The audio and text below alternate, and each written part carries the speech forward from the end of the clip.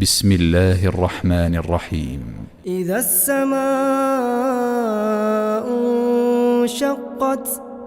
وأذنت لربها وحقت وإذا الأرض مدت وألقت ما فيها وتخلت وأذنت لربها وحقت يا أيها الإنسان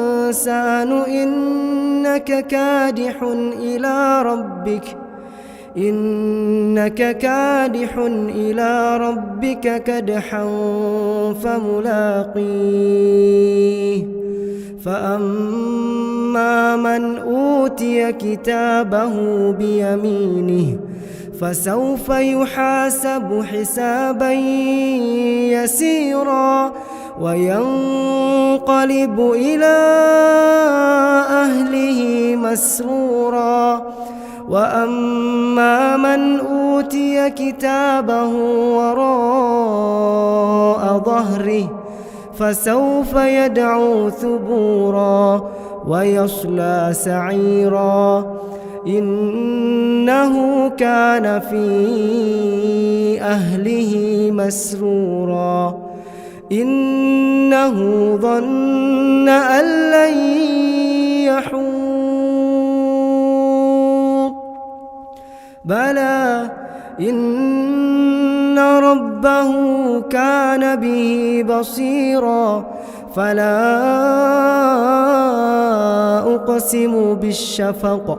والليل وما وسق والقمر إذا اتسق لتركبن طبقا عن طبق فما لهم لا يؤمنون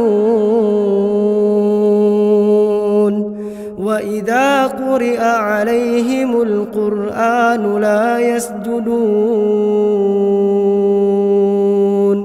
بل الذين كفروا يكذبون والله أعلم بما يوعون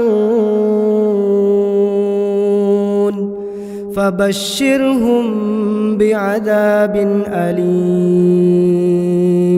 إلا الذين